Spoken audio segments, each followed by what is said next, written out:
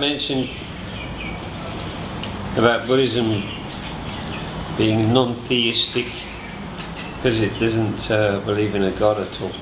It's also not really a faith-based religion. I know the Christianity in that is very much faith-based. You've got to take it on blind faith, what they're telling you, because there's no way they can prove it. Obviously somebody's coming into Buddhism first off, they don't know, so they've got to believe a bit at first, but as they start to get into it and practice and see the way things work according to the rules that have been explained, they become more convinced, and in the end it's no longer a belief, it's just knowledge. But Buddhism, you can actually prove for yourself. So if somebody went to the priest and said, I want to be God, can I be God? Of course not, no chance, you're not God. But if somebody went to a monk and said, I want to be a Buddha, can I be a Buddha? Yes, you can. Anyone can be a Buddha. Any being can be a Buddha, but it's such an extremely difficult task that very few achieve it.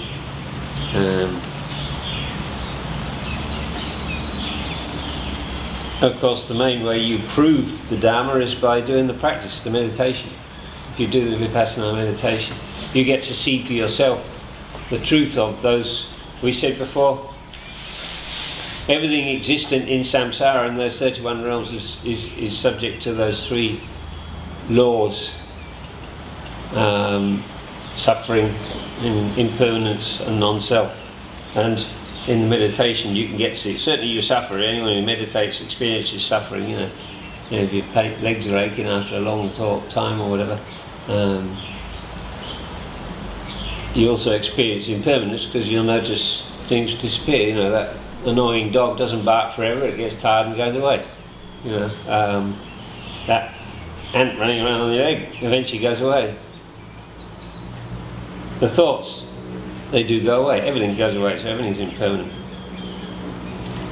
And you eventually realise that none of this is me, none of this is myself. You've got no control over it. It just happens on its own. If the real you was in your eyesight, you'd be able to command it. See only beautiful sights, don't see unpleasant sights. We can't do that. Think only pleasant thoughts, don't think unpleasant thoughts. We can't. We're not in control of any of it. It's just automatic.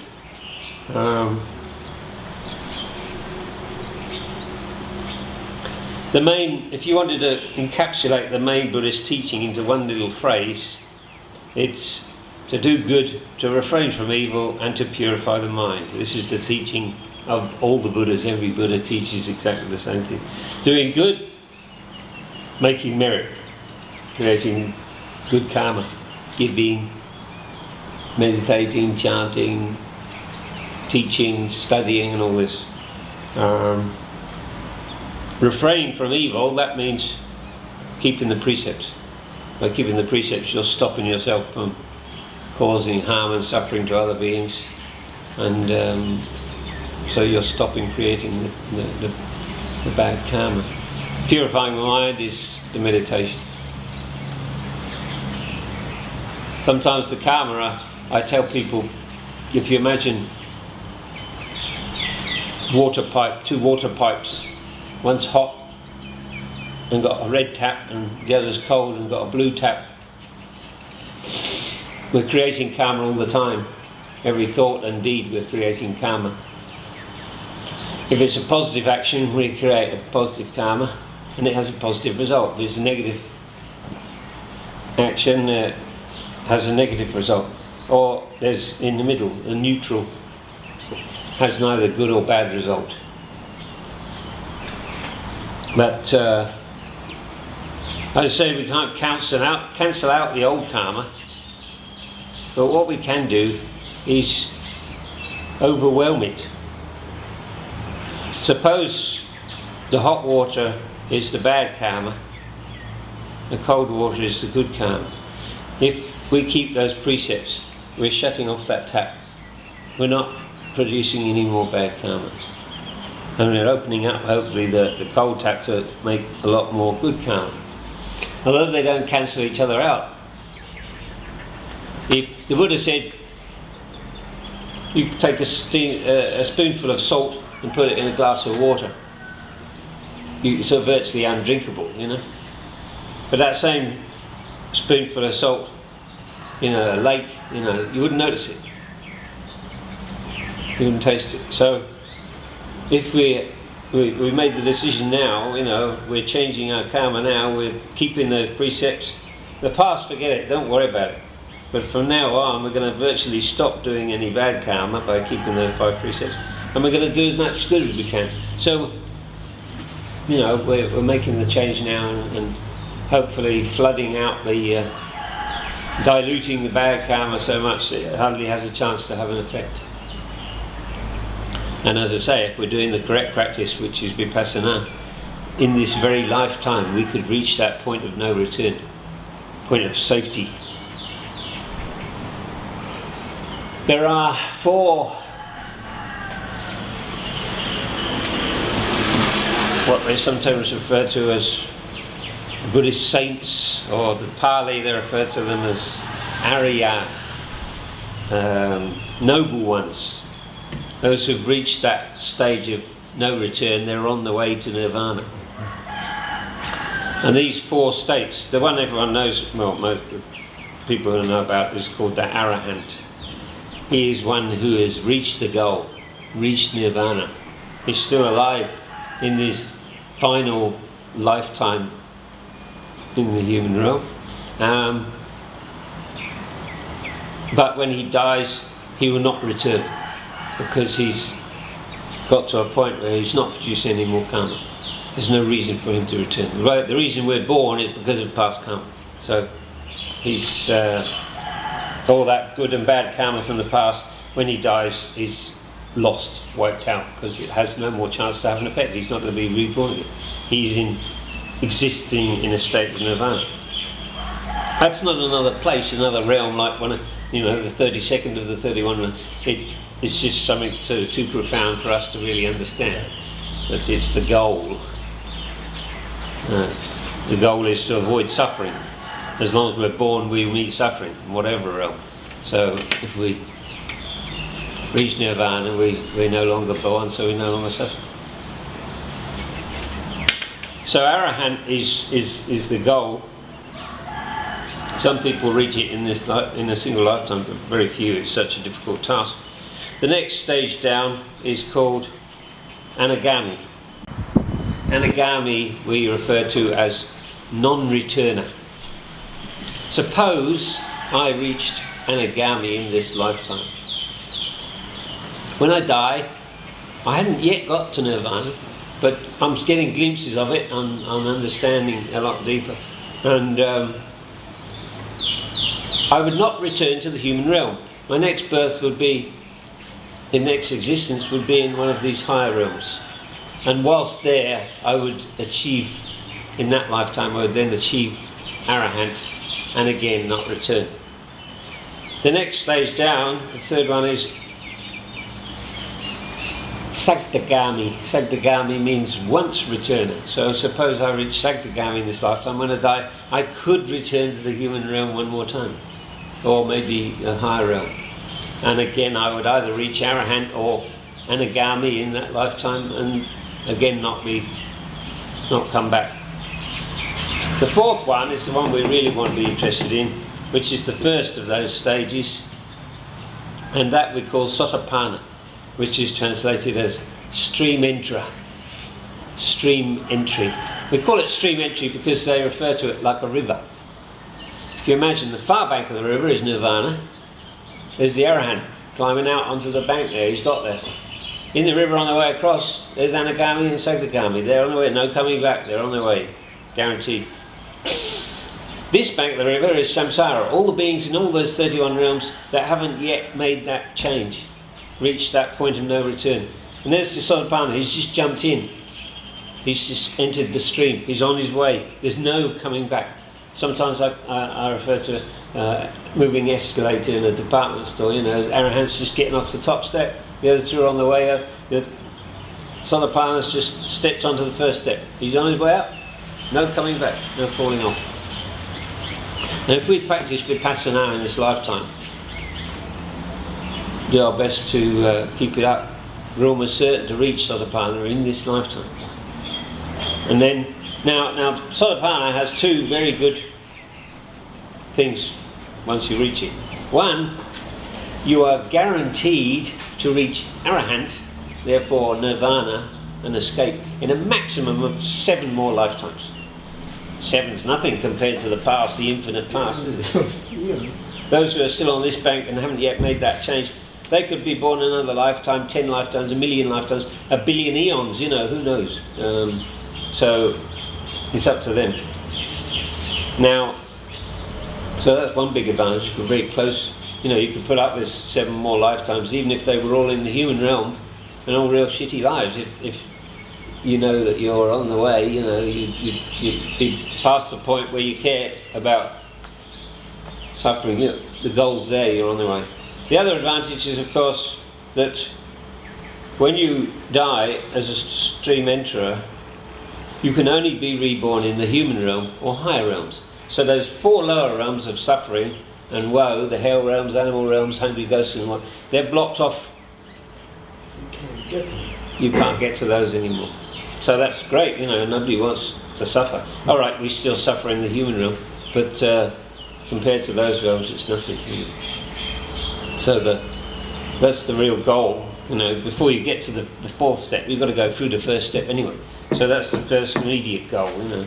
Some people think, Arahant, oh, it's too hard to reach, I'm not good enough to be, how could I reach that in one lifetime? Forget about that, you know, that's not the immediate goal. The immediate goal is Sotapanna. It is much more. Even women sometimes, they might come to the monks and say, you know, can I get to Nirvana? And some of the monks, they say, oh yes, yes, sure, you make lots of merit, do good, give to, you know, and when you die, maybe you'll be born as a man, you know, and then you can become a monk, you know. So it's an exclusive thing of monks, you know, Nirvana. It's not, you know, and women do it. As I say, I've got that book about that female nun who reached Arahant in the lifetime. So, but we learned from our teachers, and if the teachers didn't understand and taught us wrong, we'd copy what they taught us. So, anyway, so that's our goal, the stream entry. All religions, some people say to me often, oh, all religions are the same really, they all teach you to be good. Sure, they do, but is being good good enough? Being good gets you what? Suppose I'm good, I keep those 5 precepts and I'm good and make lots of merit and do good, helping people. Good karma brings a good result. What's the good result? We're not going to a better rebirth. A better rebirth, either back in the human realm, maybe richer, more comfortable, intelligent, or whatever, you know, high-born or something, or maybe in the higher realms, in the heaven realms and things where life's very comfortable. But you're still being reborn. The Buddha's trying to get us to stop being reborn by reaching the goal, Nirvana. Yes, getting reborn is not the goal. So being good isn't good enough. You've got to practice that Vipassana and aim for Nirvana, to escape altogether. And unless you put in the effort, you won't get there. Nobody gets to Nirvana by accident. You've got to put in the effort and do it yourself. You do the walking, nobody else can do it for you. So just being good is fine. Other religions, of course, they don't know anything about it. I once went to pick my kids up at school. It's a Christian school actually.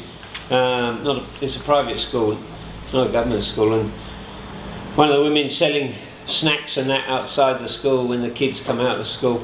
I was buying something from her, and she says, naturally, see, a lot of Thais assume that most Westerners are Christian. And she said, do you go to church? I says, oh no, I changed to become a Buddhist many years ago. She says, oh, well never mind. She says, you come with me, I'll come take you along to the church and introduce you to God. I says, no, that's all right, I've had all that, I don't need that. I says, she said, you won't go to heaven? I don't want to go to heaven. Well, you'll go to hell. I says, no, I don't want to go to hell either, I want to go to Nirvana. She didn't know what to say, no answer. Because, you know, the other religions don't teach Nirvana, they don't know Nirvana, they don't know the goal and the way to get there. Only Buddhism has that. And so, they can't teach what they don't know. They're good, the religions are trying to teach people to be good, but they're incomplete. They haven't got the whole story. And so they can't teach what they don't know, so their adherents are missing out. But we say, well, that's unfortunate, but it's the karma of the people to be born and into that religion and not meet Buddhism. Those people like Thais get that wonderful opportunity to meet Buddhism. If they then turn around and convert to Christianity, they've thrown away a golden opportunity. But that's their karma, you know. We can't do anything about it. It's just crying shame. But, I said before about this thing called an eon, didn't I? How very long it is. There are two kinds of eons. There is an empty eon and a non-empty eon. Empty eons have no Buddhas at all, no great beings. The non-empty eons have Buddhas. Some have a single Buddha. Some have 2 Buddhas, some have 3 Buddhas, some have 4 Buddhas, some have 5 Buddhas. But many thousands of eons go past with no Buddhas at all, you know. These eons which do have Buddhas are very rare and precious. We have in now just such an extremely fortunate eon which has 5 Buddhas. And this Buddha whose teaching we are studying now, the Gautama Buddha, he is the 4th. So there is one more yet to come. When people are worried about, oh, 2012, the world's coming to an end, you know, no. Maybe the world as you know it, but the planet's not going to be destroyed. We're due yet another Buddha to come, you see. So, I don't think anything's going to happen before then. So, not only are we extremely fortunate to be born human in this lifetime, we're not crippled. We can move around, go and visit temples and things.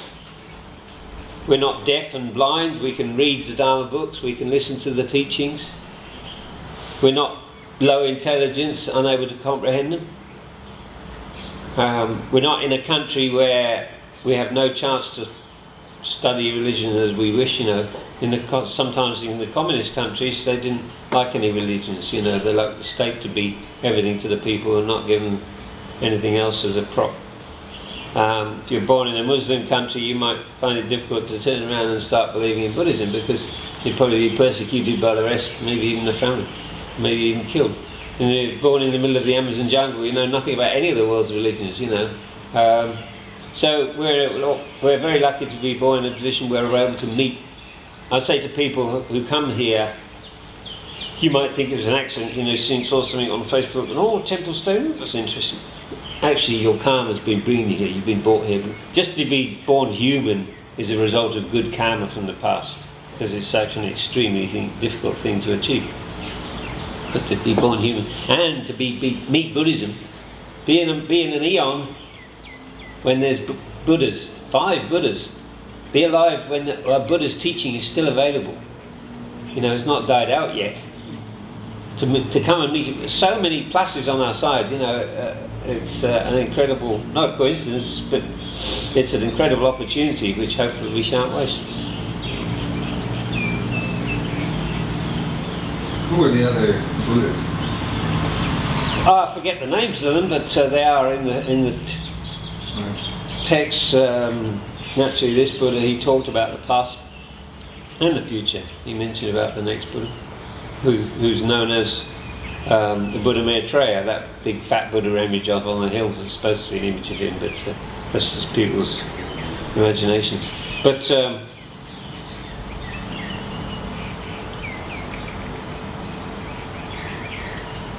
when a Buddha, Buddhas, there are 3 different kinds of Buddhas. Full Buddhas, this is full teaching Buddhas. You get silent Buddhas, called Pacceka Buddhas, who become Buddhas in itself enlightened, but they're not able to teach. That's why they're called silent Buddhas. But full Buddhas, full teaching Buddhas, Samma Buddha, is 3 kinds. One of them, he practices as a bodhisattva, training himself in the perfections to eventually become a Buddha for a long period of 4 Asankara and 100,000 eons. The second type practices for 8 asankaya and 100,000 eons, and the third type for 16 asankaya and 100,000 eons. This present Buddha Gautama, he practiced for 4 asankaya and 100,000 eons. So the next Buddha, Maitreya, will have practiced for 16 asankaya and 100,000 eons. We said how long an eon is, but the number of... An asankaya is a number which only refers to... It's such a great length of time, it only refers to Buddhas, how long they have to train themselves for as bodhisattvas. It's actually referred to in the scriptures often as an incalculable period. But it is actually calculable because it's supposed to be 10 to the power of 140. So if you take 1 followed by 140 zeros, that is 1 asankaya. So he was practicing for 4 asankaya plus 100,000. These are eons we're talking about, not lifetimes or years, but so it's just mind-boggling, absolutely mind-boggling. Yeah. So we respect because we understand how long he was training himself, putting up with being reborn. He met several Buddhas in his lifetimes. He might have trained with them, become monks and reached nirvana then, but he didn't, because his goal was to become a Buddha himself in the future. And in the future the Buddha has to be self-enlightened, not receive teaching from anyone else.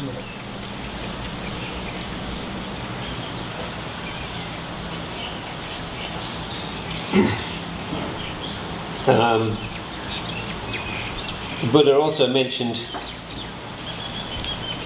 when we were talking about how difficult it is to get to the human realm,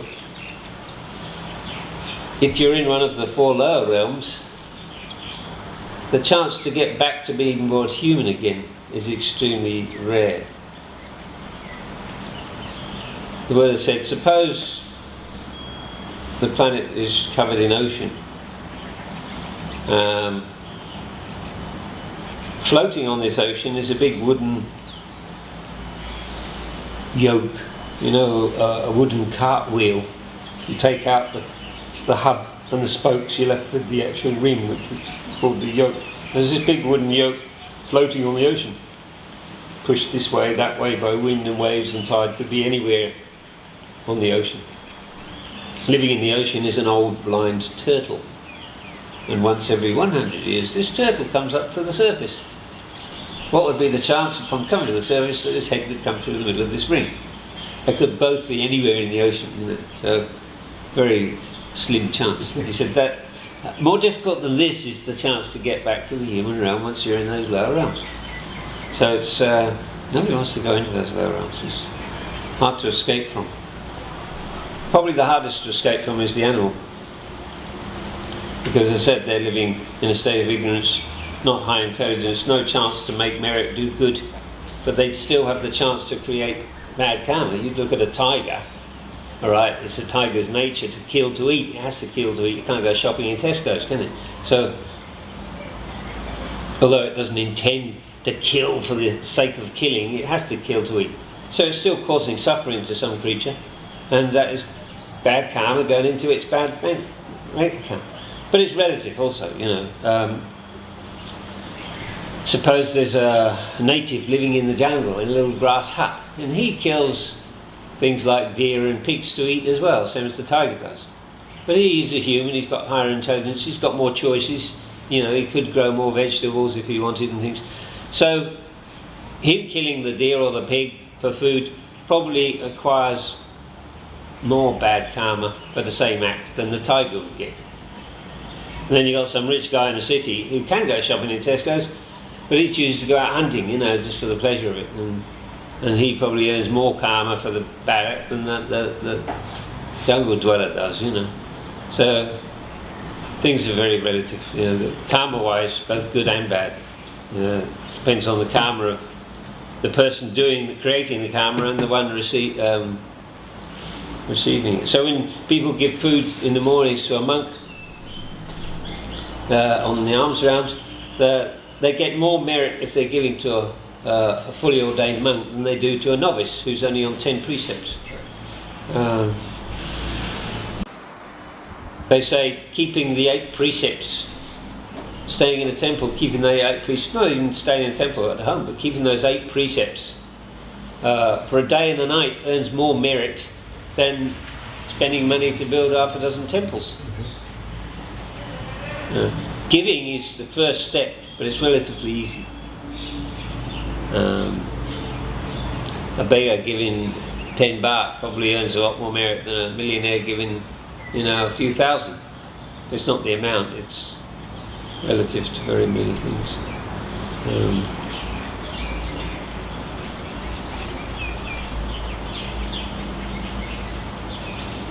As far as making merit is concerned, doing good, there are actually 10 different kinds on the list. The first, as we said, was giving. In Pali it's referred to as dana, giving.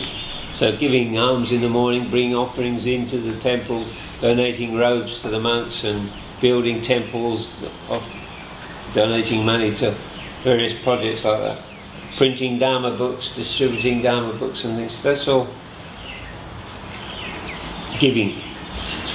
That's the basic step. It helps us to get rid of selfishness, The Thais giving alms in the morning. It's a nice way to start the day off by giving to other people. Sets you up nicely. The second, sila, is the precepts. So keeping those precepts is a lot more difficult than giving. It requires more personal effort. So you make more merit from keeping the 5, or the 8, or the 10, or whatever, 227. Teaching the Dharma to other people. You go home, what you've learned from me, if you tell somebody and help them, you're earning merit just by teaching, I'm earning merit while I'm teaching you. Studying, sitting here listening to me, reading the Dharma books, you're earning merit from that. You're using your time and energy. You could be playing around, having a good time, but you're trying to study and improve yourself and learn something important, and so you earn merit from that. Working, you often see when there's a funeral in Thailand or somebody's housewarming or something, the village community come and help put up tents and prepare food. The women do the shopping and cook the food, serve the food, wash up the dishes. The men put up the tents and chairs and tables and do any physical labour. They're not getting paid for it, they're just doing it. It's community spirit. It's the thing that they do. So they're making merit by helping other people, using their energy. Even a beggar could come and help physically. He doesn't have to have money. A lot of Thais get the idea that if you've got to be making merit, you've got to be spending money, but that's not true. The more difficult, there are things which earn more merit, are more difficult and require more personal effort. Showing respect to those who deserve respect. You see in the Thai schools, they'll always have a teacher stood by the gates in the morning and evening when the kids are coming in out of school, and you see the kids whine. They're taught to why the parents when they leave home, why the parents when they get back. Showing respect to those who deserve respect. Parents, teachers, monks, etc. You don't respect some politician because he's got a big name and thinks he's great. If he's an idiot, you don't have to. Respect, as we know, has to be earned. It doesn't come with the position.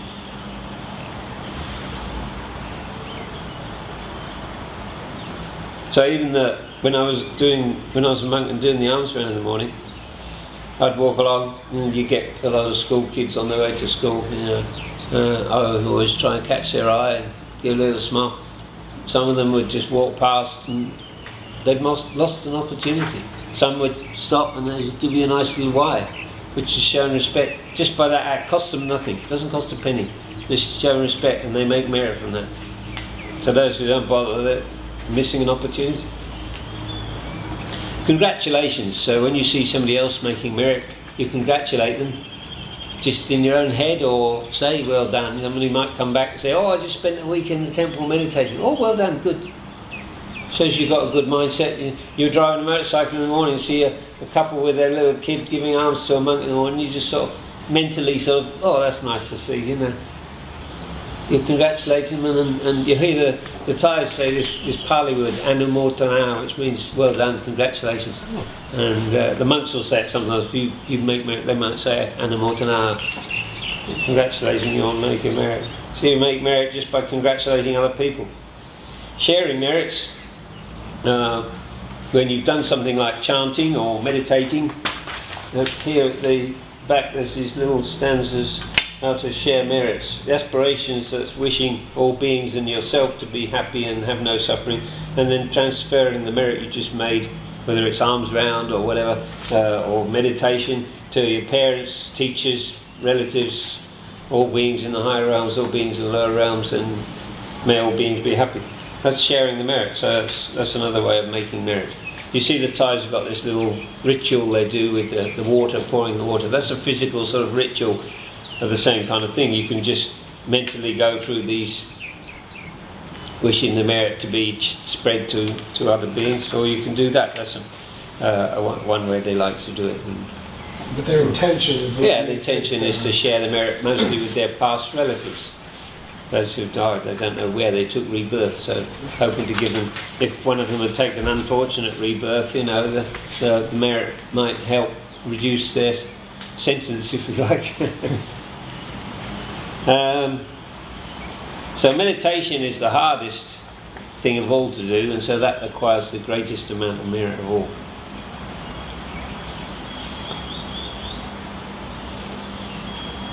In the chanting they do in the evenings there, they do, you know, half an hour or more chanting and about 10 minutes meditation. They'd actually make a lot more merit if they did half an hour's meditation and just 10 minutes chanting, but that's the way they... Rites and rituals get caught up in religions, all religions, and some people think their rites and rituals are more important when they're not, you know. But and then the last of those 10 ways to make merit is having correct view, meaning realizing that the Buddha was what he did. He came and taught and helped reach nirvana, and having a correct view that there is rebirth, there are different realms, there is the law of karma, which has effect, not just happenstance, chance or whatever. But, so if you've got these correct views, if you're somebody like a modern atheist who doesn't believe in any of that, doesn't believe in afterlife, rebirth, heaven, hell, karma or anything, thinks it's all just an accident, a scientific... that's considered wrong view by the Buddhists. So if you've got wrong view, you often might not be interested in carrying out the other ways of making merit. You know, you won't be bothered with spending your time meditating, and probably won't even bother to keep the precepts. It might tend to make you rather selfish, because you might think, well, I've got this one and only life, and so I'm going to have good fun, you know, even if it's at the expense of other people or other animals. The Islamic religion teaches its people that killing those who are not Islamic isn't really much of a sin, you know. Right. The Christians teach that it's wrong to kill a person, but animals were put here on earth by God for our use, for our food or whatever, and so they don't think it's wrong to kill animals. Buddhists think it's wrong to kill any being. Every being wants to live, and life is precious for them, and even a mosquito flies away and tries to escape if you go to hit it.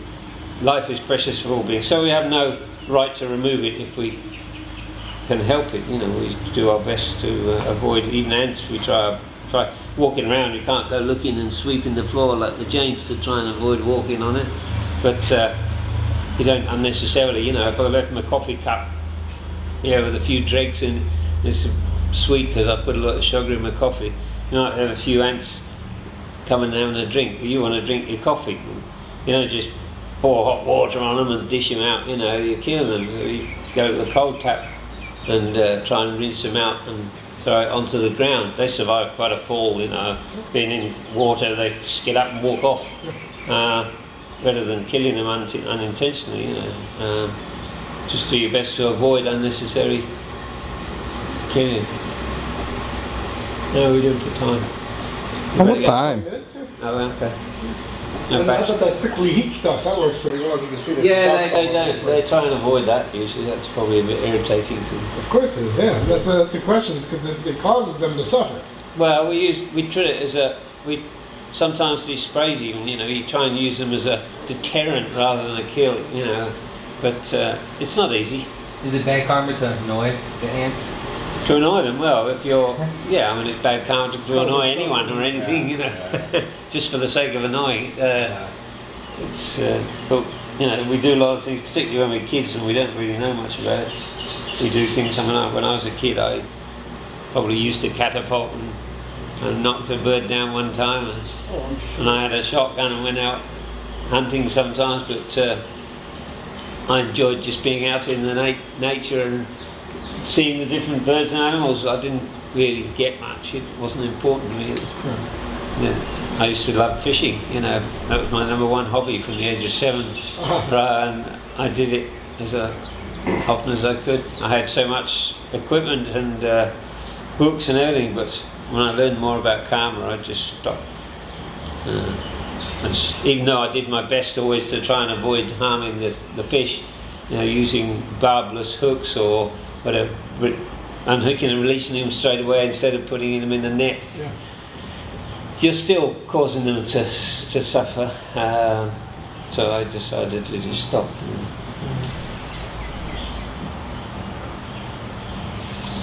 Now, I haven't really got time to go into the full story of the Buddha's birth, but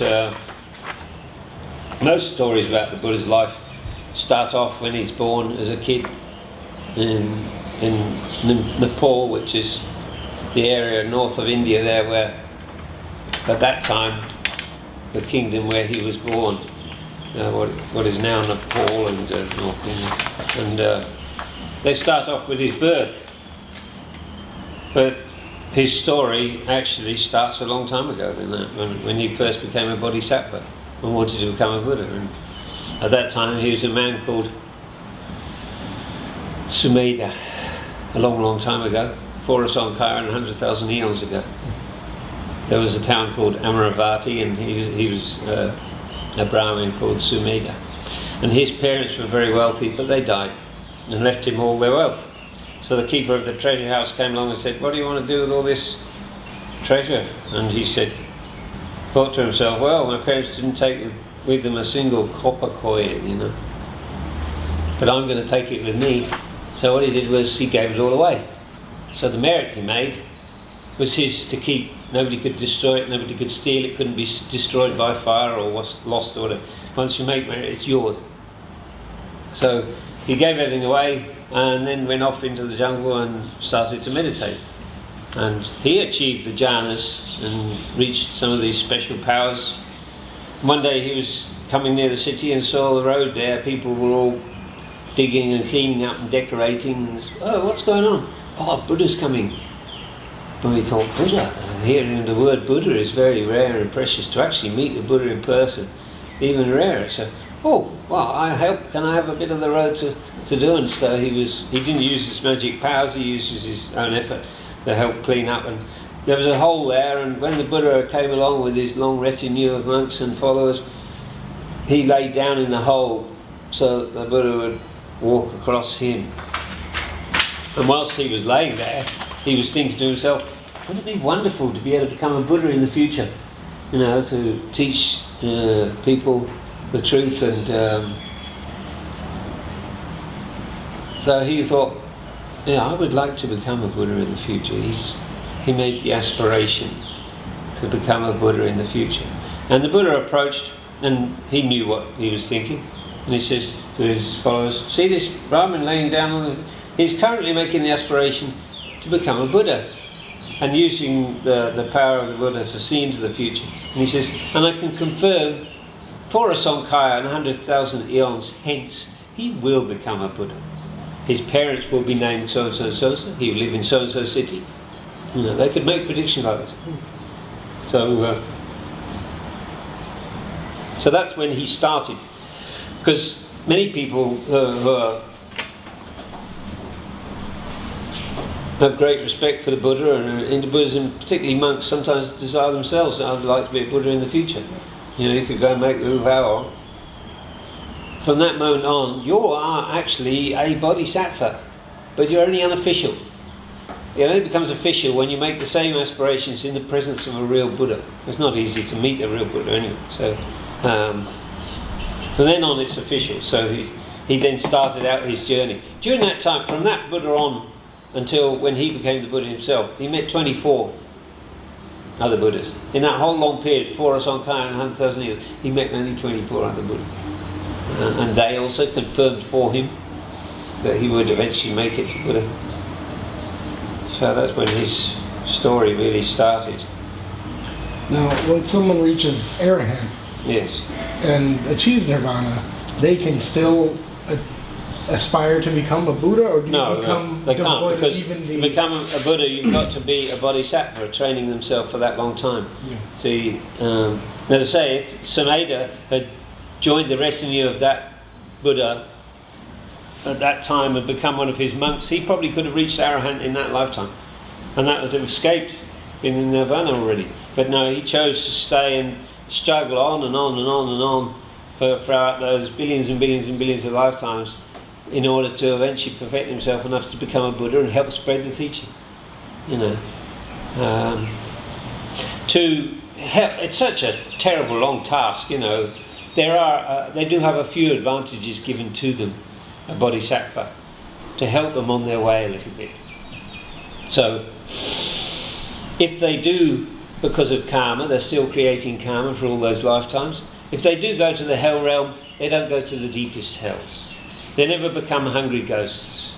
If born in the animal realm, they're never tiny creatures, nothing smaller than a bird.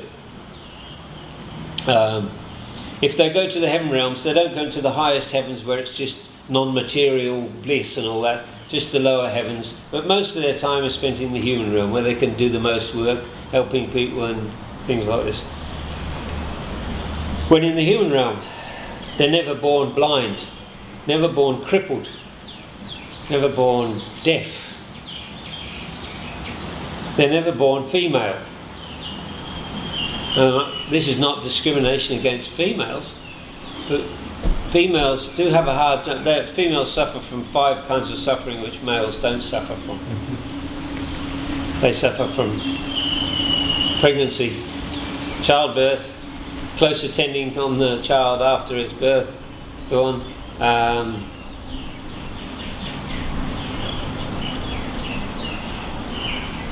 just being born female. I would think menstruation would be Yeah, a part of that. probably one of them. Just being born female is a disadvantage in most ages and times and nations. They've always been treated as second best, behind the male. Less in the Islamic world, a wife is virtually a chattel, a belonging of the husband. He could virtually beat her to death without anyone saying anything. You know, so we're going to get a rough time of it. You know, so to give him a slight advantage, he's never born in a position where he's easily overwhelmed. So therefore, he's a bodhisattva right up until that final moment when he reaches enlightenment under the body tree. So his final life, he's male too. He can never be a female Buddha, because he's a bodhisattva right up until that time. It's not discriminatory, it's just he's trying to ease his situation a little bit. So to be a Buddha is to never achieve nirvana, or is to be a Buddha is to never achieve No, I mean, nirvana? Buddha achieves nirvana. When he becomes enlightened under the tree, he breaks through to nirvana, becomes arahant, becomes nirvana, becomes self-enlightened Buddha, because he hasn't received... See, the arahants, they get taught by the Buddha. Yeah. We get taught by the Buddha, but he didn't get taught by any Buddha. The thing is, the teachings die out. Everything, as we say, is impermanent. Yeah. So this very Buddha here now, his teaching is predicted to last for 5,000 years. We're now 2,500 years after he died. So there's another 2,500 years to go, and after that, roughly, the teaching will be lost. Already now the teaching's deteriorating, you know, not getting the same accurate teaching as before. The monks themselves are not always practicing as they should be. So we're going downhill, you know, and you'll come at a point where the teachings are lost altogether. The Buddha said there will always be arahants as long as there's people teaching and practicing the vipassana, the 4 foundations of mindfulness. Once they're no longer taught, there's no chance of being Sotapanna or any of the other 4 stages. The Buddha's ultimate goal is to become a teacher. Well, the main goal is to reach enlightenment themselves and teach others how to become enlightened themselves as well. So they haven't had any teacher. See, his teaching dies out after 5. Then there's a long period of darkness and ignorance until the next Buddha comes along, rediscovers the same lost truth and teaches it again. They all teach exactly the same Dharma, the same 4 foundations of mindfulness, because it's the truth, the ultimate truth. There's not many ultimate truths, there's only one. So they all teach exactly the same Dharma. If you're striving to become a Buddha, ultimately it's just a great act of selflessness. So compassion for all beings. Compassion is like love for all beings combined with pity that they're suffering, you know. You see people suffering. I don't hate Christians. I feel sorry for them because they're not getting the full story, the full picture, the details on really what life's all about and how to reach nirvana. I feel sorry for them. I try to love all beings equally, you know, but you have compassion for all beings, and that's what a Buddha does. It's out of compassion that he wishes to help beings escape suffering, escape the cycle of samsara. That's actually pretty honourable. Well, it's just why we respect the Buddha so much. Such a our greatest teacher, you know. Spend eons and eons just to be able to help people. Yeah, billions of, oh my God. Well, so to have received these teachings as we are now, we are incapable of becoming Buddhists.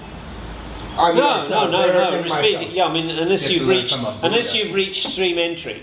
Once you've reached stream entry, you've jumped in, you're on the way, you're close to nirvana already. You've got maximum of 7 lives before you reach nirvana. Mm-hmm. So you couldn't make the aspiration to become a Buddha because you wouldn't make it. Why would you want to? Because but I mean, it's too late. But then again, who's to say that an arahant, once he's died, is existing in this state of nirvana? Who's to say that he cannot take on a human form, come back as a monk, looking as though he's a monk, sat in the forest, and people come and get teachings from him? Right. He might be able to, well, he'd have many special powers, I would imagine, once you've reached nirvana. They say it's a bit like a drop of water returning to the ocean, but retaining its single identity as a separate drop. So you're back with all nature, all beings. You realise we're all one and all the same, and if you hurt one being, you're hurting yourself.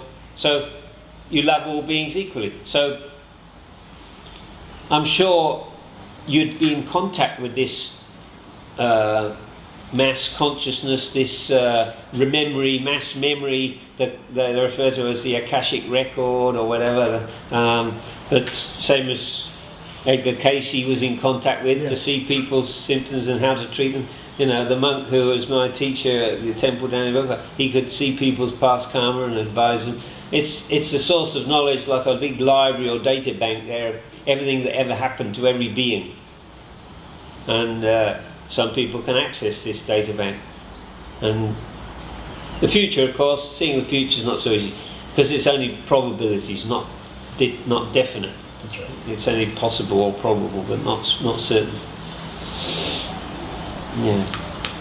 Okay then. I think we're good. Done good.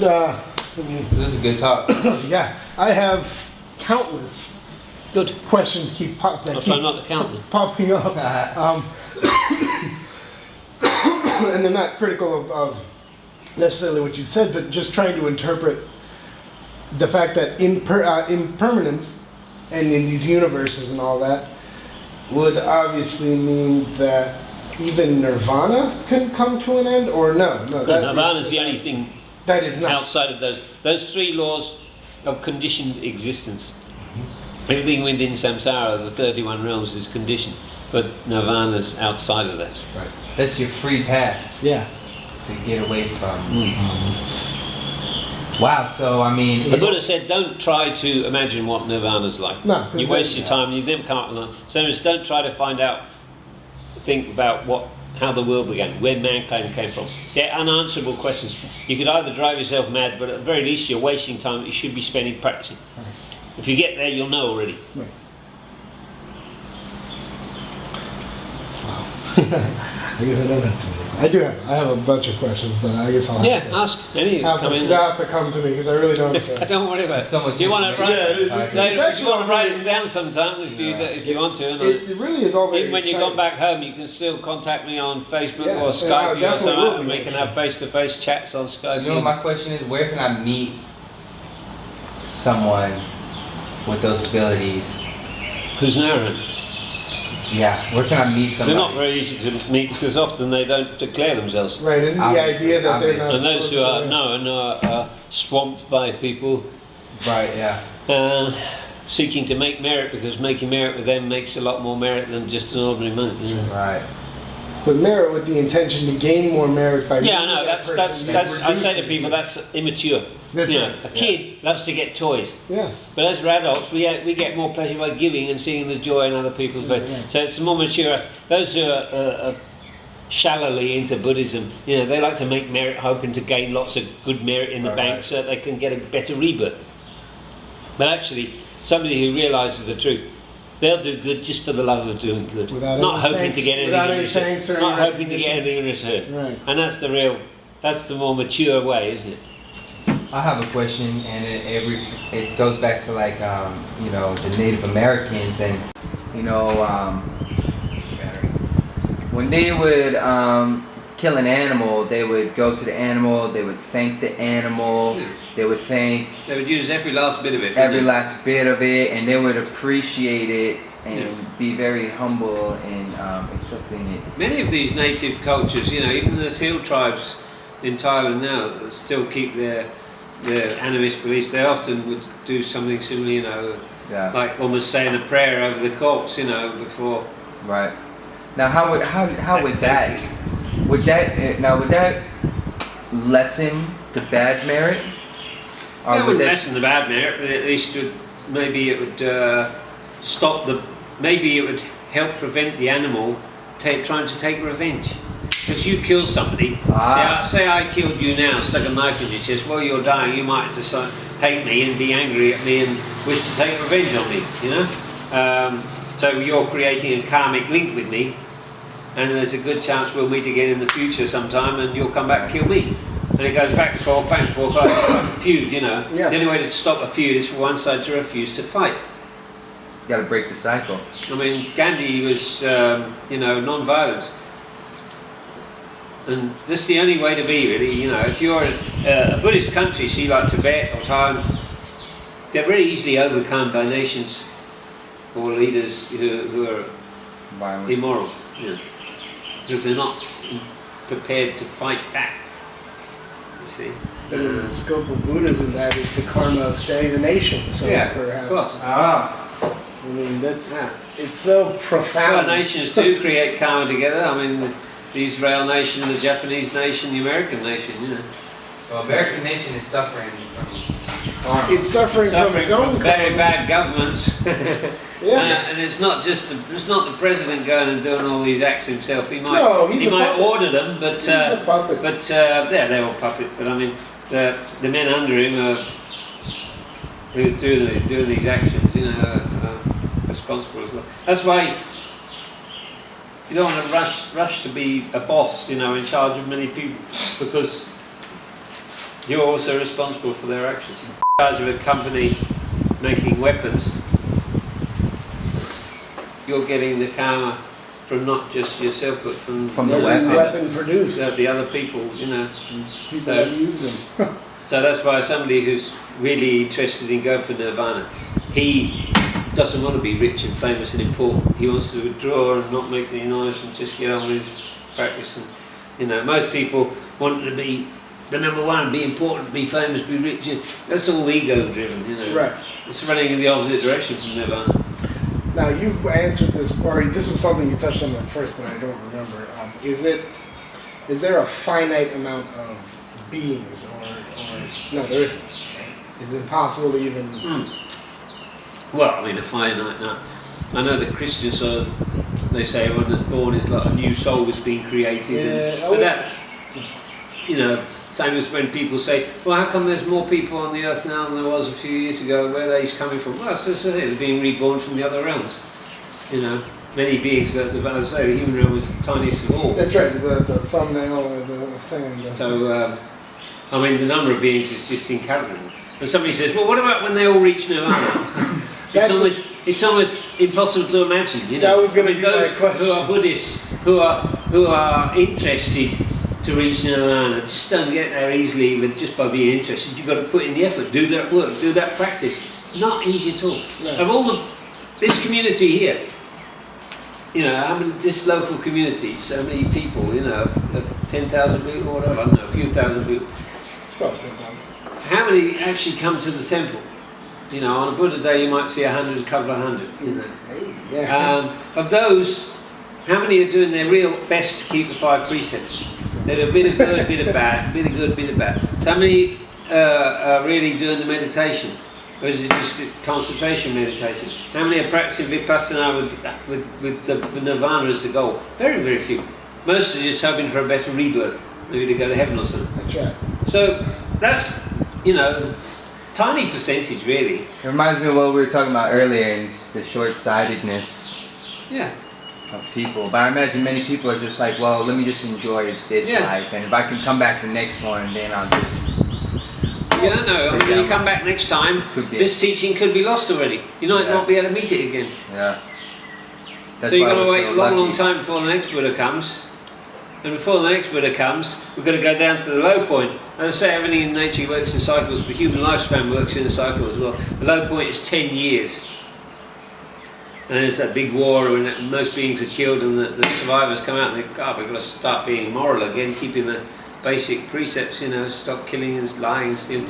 And then they start to recover. And nature recovers as well because it's obviously been decimated as well. And so they eventually reach the high point. You know what the high point is? The lifespan of humans? No. 10, right? No, 100, no, what is it? Oh no, the lifespan. I don't know. See, when a Buddha he's finished his training as a bodhisattva, done all those 4 asankara and 100,000 eons and that, and he's there in the Tusita heaven, number 9 in that list, the Tusita heaven, waiting for his turn to come down and be reborn. You never see it. 9, Tusita, the bodhisattva's penultimate existence. So he's sitting there waiting for the time to be right to come down and become the next Buddha. And some of the things he has to decide. 1, what is the lifespan of humans? He can only come when the lifespan is decreasing. Decreasing. And he can also only come when it's between 2 limits. If it's less than 100 years, life's so much trouble and strife that people hardly have any interest in religious matters. So he doesn't come then. This one was born when it was just 100 years. Wow, so he's on the cusp of... And it's still going down. The high point is 100,000 years. No way. So the human lifespan goes from a low of 10 to more than 100,000 years. This next Buddha, he is due to come when the lifespan of humans has dropped to 80,000 years. The first of the 4 Buddhas in this eon, this present one, the 4th one, Gautama, he came when the lifespan was 100.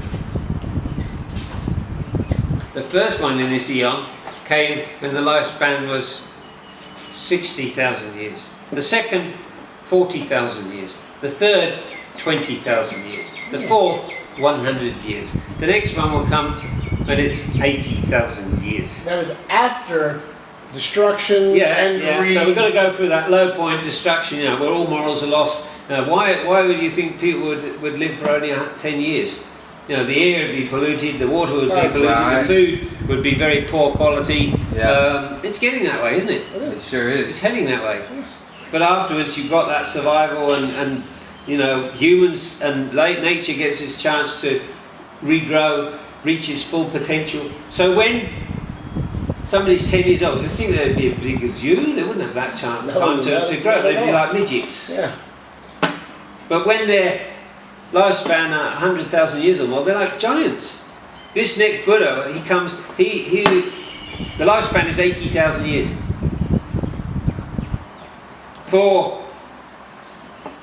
His lifespan is 80,000 years.